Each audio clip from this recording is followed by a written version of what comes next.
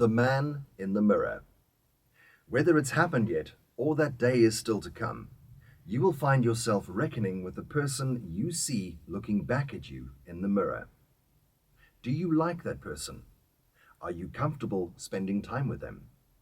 Do you even know that towering colossus of love, power, and beautiful potential? Let's join Charne in hearing some of what that man in the mirror has meant to him. You may not remember it for yourself, but if you've been around any babies recently, you may have noticed that they don't come fully installed with all the software. I mean, they're things to learn, right? Where do I get milk from? How do I smile? How do I grip things and drop them? How do I grip them again and drop them again? Then we need to start figuring out who everybody is. That beautiful, radiant being that holds my entire universe together. Mom. Weird noises, really bad at nappy changing, best funny faces. Dad. We have friends, family, grandparents, and siblings. I find it strange that we seem to recognize ourselves last. In fact, the experts of baby science tell us that only happens at around 18 months. It is my hope that we would all go beyond just recognizing that person in the mirror to truly knowing them.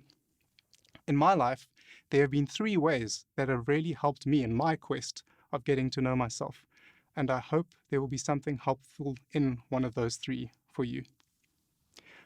Like most people, I hit a bit of a pothole when I left high school. Once a young man, hell-bent on leaving his mark on the world, I suddenly found myself paralyzed with severe anxiety and depression. Nothing really made sense anymore. It was as if the tectonic plates of my entire life had let go and were slowly floating out of my reach. I remember that feeling of frustration and anger as I couldn't put any words or sentences into any meaningful constellations to explain what was going on inside. The earliest turning point I can remember is watching a test cricket match with my pa Ralph. Now, if there's something that's going to help you when you're feeling depressed and suicidal, I'm not sure that's going to be it. But there we were, sat on his couch, sharing a bowl of Redskin peanuts, when Pa Ralph, usually a quiet man, decided to strike up a conversation about his life, about being a young man working in and around Cape Town, living in Woodstock, meeting my gran. I was mesmerized as I listened to him tell his story. I realized that's a part of my story too.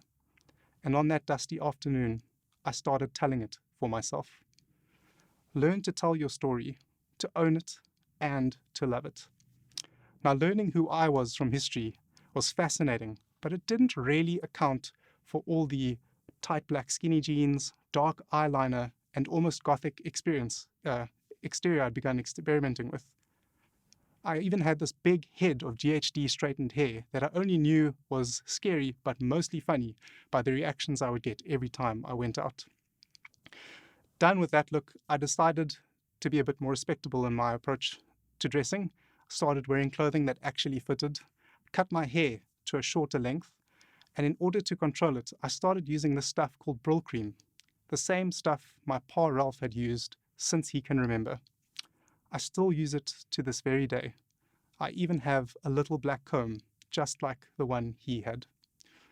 His stories about his family with their kusister-shaped noses, their really difficult hair and flaming tempers to match. My grandmother, on the other hand, described her family as kind-hearted, gentle and soft-spoken people. And there I was in all of those stories, my different appearance, my difficult hair, my flaming temper with my soft-spoken voice. Everything was actually as it was meant to be, given to me by a couple of really interesting families. Learn to love the skin you're in. It's been given to you by some remarkable, interesting, and beautiful people. Most of my favorite memories of Pa Ralph all center around the same place in his Woodstock home, his kitchen drawer, the only place in the whole world that belonged just to him and to me. Full of oily rags, spark plugs, screws and screwdrivers, nails, spirit levels. I would get lost in there for hours as I tried to figure out how everything could fit together and what they actually did. Often you could find me speechless as I listened to Parolf explaining what all those things actually did. Find the thing that leaves you speechless with a sense of awe, wonder, and possibility. Something about you is waiting there to be discovered, and you may need to go looking in somebody else's drawer. Now, through all of this, I've realized there's one person I can't outrun, I can't outthink, and I would have spent my whole life with him. So I looked at myself in the mirror and made the commitment to tell my story, love the skin that I'm in, and find things that leave me speechless in awe and wonder. Won't you consider looking at the person staring back at you in the mirror and making one of those commitments to yourself?